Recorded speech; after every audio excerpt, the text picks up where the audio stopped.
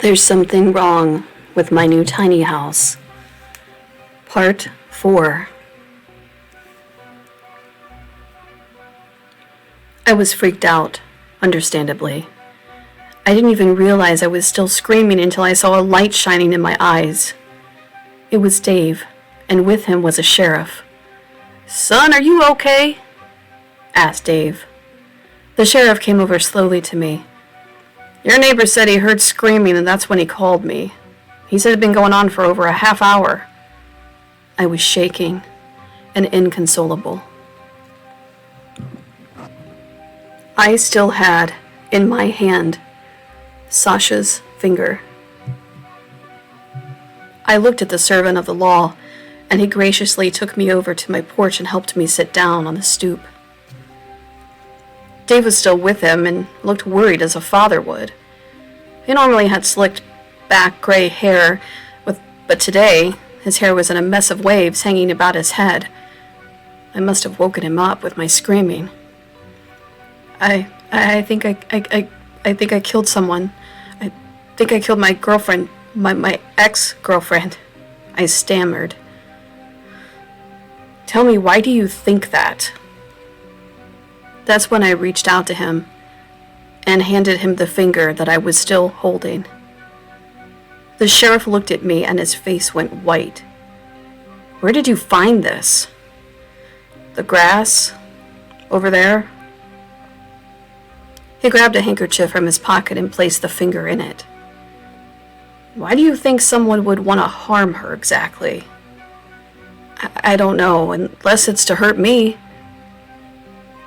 I then found myself explaining to the officer why. He listened, and then asked to see the video I had taken of Sasha being dragged away. Luckily, my camera had recorded the entire thing.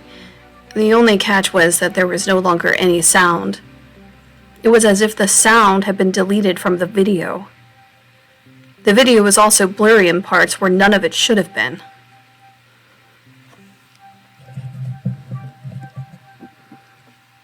Dave was still standing there and offered to check his security footage as well. The officer and I went to Dave's and viewed the footage he had from the night before. There was nothing on it, but the angles were different from mine. There was one thing that it had that mine didn't. On Dave's footage, you could hear the screams.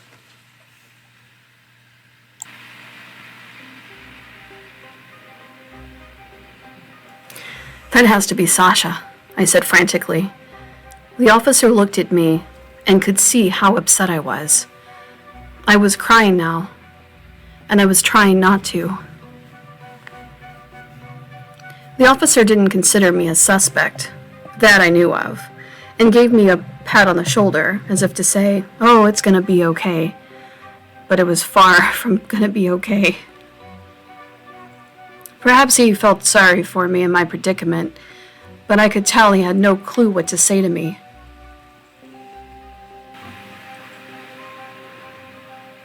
The officer completed his paperwork, did a quick report, and took the evidence. Without anyone having reported Sasha missing, it was going to be hard for him to say she was the one whose finger was missing. I went home trying to figure out what my next move would be. I managed to fall asleep, and I had the most horrific dreams. I woke to see that it was still daylight out. Rubbing my eyes, I got up and opened my laptop. Nothing much to see. I just deleted some emails and responded to a few others from work. But as I was getting ready to close my laptop, a message popped up. It was someone named Gary Hutchins, and the subject line read, "Read me now." I was a tad nervous checking on the message, but I had to because of the situation that I was now in. What if it was something to do with Sasha? I opened the email, and that is when I realized Gary Hutchins was actually someone that I supposedly knew, only he could not provide me with those details. He would use an alias until the matter got solved. I was the matter that needed to be solved. He didn't even address me by my name. Instead, he started off immediately with a list of coordinates. Each coordinate had a photo of someone's house, and mine was the third down. Sorry that I'm sending such a small amount of information, but if you look into each one of these coordinates, you will figure out why these things are happening to you. You will also know my name. You actually know me already, but we're not close. But that's all I can say for now. What these maniacs are doing to you, it's not right, and I no longer wish to be a part of it. Gary Hutchins. Gary signed his name, but if he didn't want me to know his name, why even use an alias at all? I was about to email the police officer this information when I got the idea to look up the coordinates myself, see where these people lived. I needed to know how they might be linked to me, and how much trouble I would be in before I contacted the police again. This time, I wanted definitive evidence.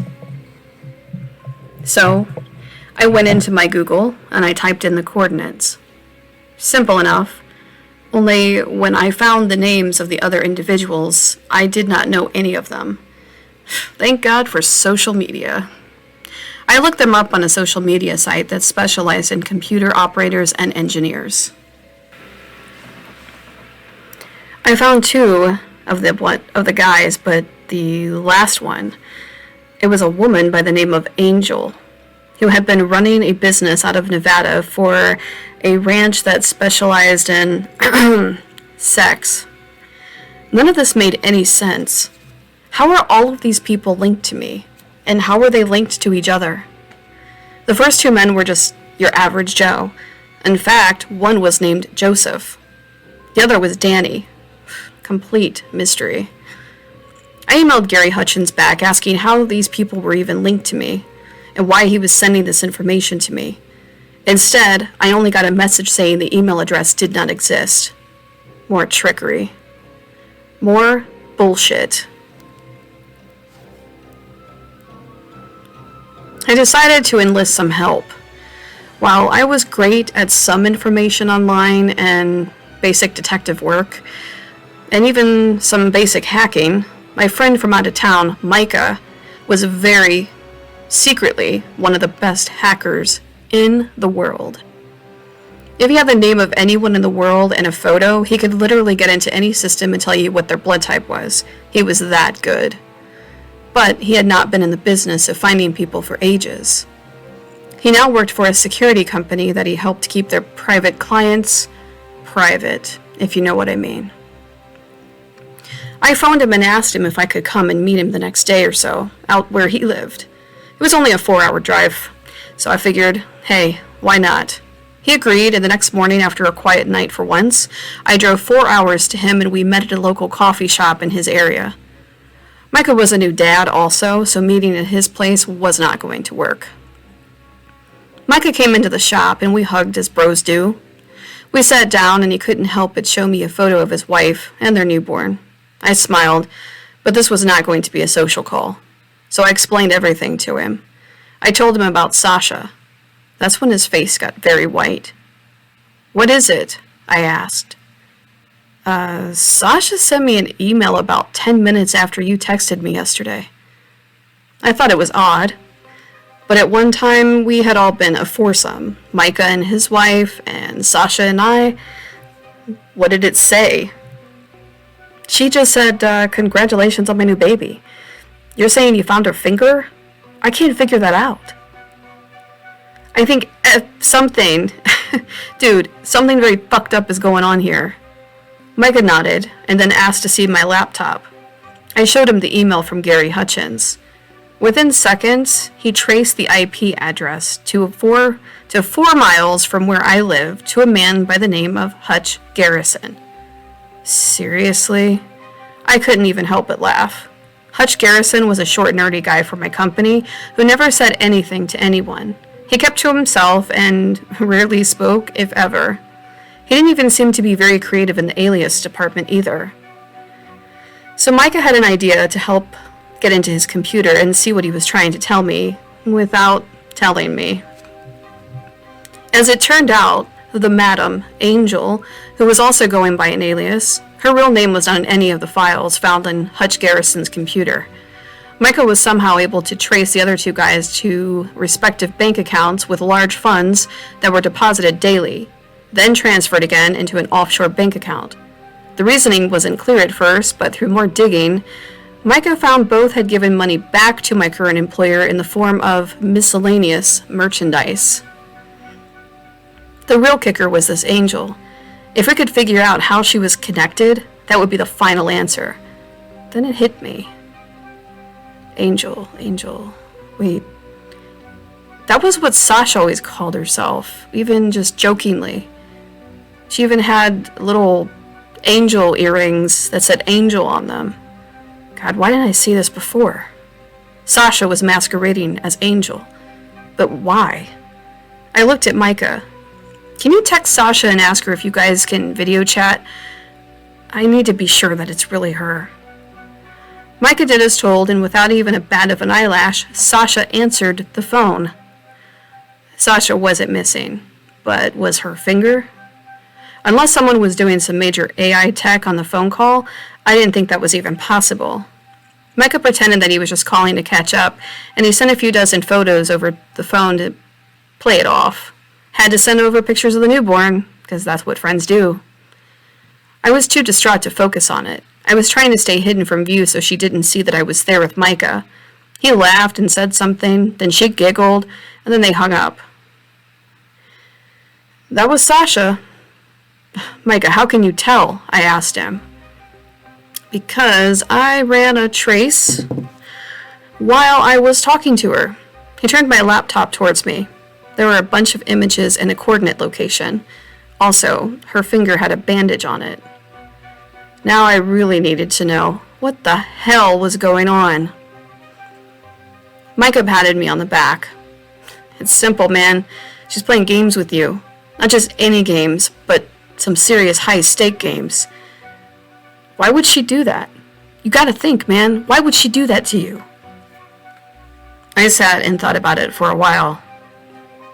You know, when we broke up, things were not great, yet I never thought of her as the revenge type. Everything had ended amicably, I thought. Fast forward to now. All of my thoughts about it were just one-sided. If I really thought about it, she had seemed really hurt, but I didn't want to see it then. I had also been the one to end things first. Was this just simply a lover scorned? Something told me it wasn't. Micah told me I needed to reach out to her again and tell her that I knew what she was doing and ask if she could meet with me.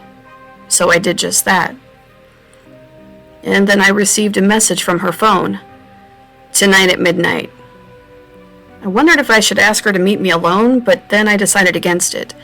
I didn't want to come off as threatening in case she brought some unsavory people with her. I wanted this to be an intimate conversation between me and Sasha. Or Angel. Whatever her name was. Micah advised me also to be careful and to call him as soon as the meeting was over. He was now worried, and as deep in it as I was.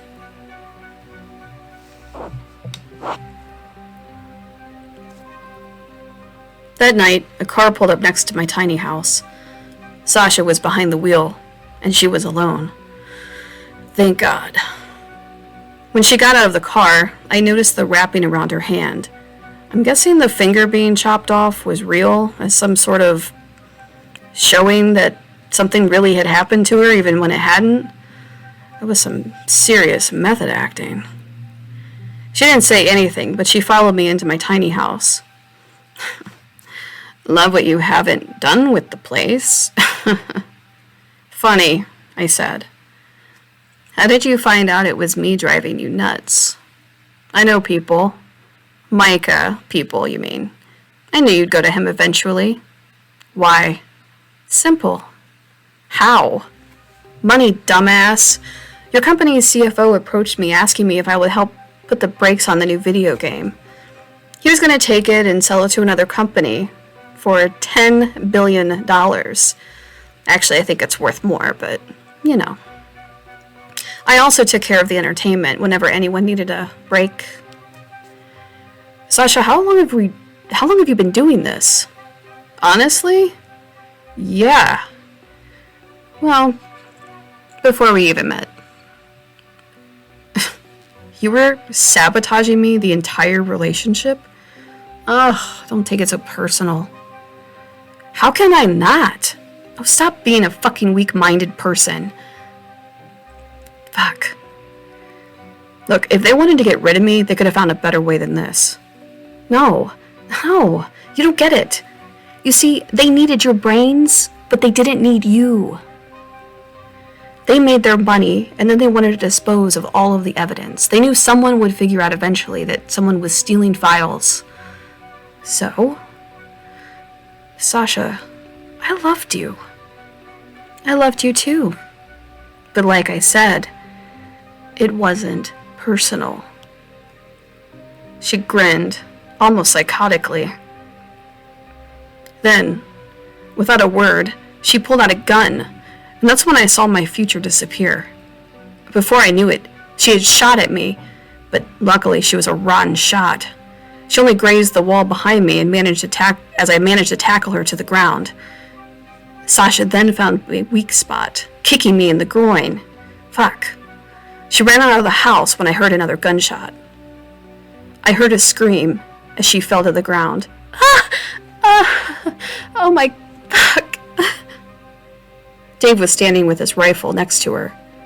I think you got yourself a real nasty filly here. If she keeps that up, she may have to be put down, if you know what I mean, he said, aiming the gun at her still. Sasha held her hand, and it was bleeding. He had actually managed to shoot her in the same hand, so she wasn't that injured. She was crying now, and she was pissed. The look of pure hatred was shocking to me. The last time I had seen her, there had been so much love and sadness in her eyes. I really believed that she was brokenhearted over me. I did find out once the police came. Sasha had a few aliases, and her legal name wasn't even Sasha. Get this. It was Jennifer Stone. It seemed fitting to remember the bitch as she had become as Jennifer rather than remember my sweet Sasha. I ended up getting promoted at my company though after, so that was kind of cool. The guy who owned the company had actually not been part of the whole scam. Because of all the theft and assault that occurred, Sasha and her pals went to prison. The ringleader is still out there though. That CFO was now being hunted by the FBI for other crimes that he had committed. I was still nervous thinking there was someone out there who wanted me dead simply for helping create one of the coolest fucking video games I've ever played in my life. I mean, if you guys could see this thing, you'd be amazed. Unfortunately, due to all the crime and everything around it, it's shelved until they work out a few of the kinks. My tiny house is still there though, but I rent it out on Airbnb. I couldn't bring myself to stay there anymore with everything that happened. It was a nice income too, I guess. It was something a little extra to pay my rent in my current apartment. I guess everyone loves these damn tiny houses. Personally, I don't really get it after everything I've been through. As for Dave, I'll always be grateful for everything that he's done to help me. In the end, this man saved my life. I still visit him often. Well, sorry this is so short, but that's all for now. I doubt you'll be hearing from me anytime soon, but take care. And if I hear anything else about that CFO guy, I'll let you know.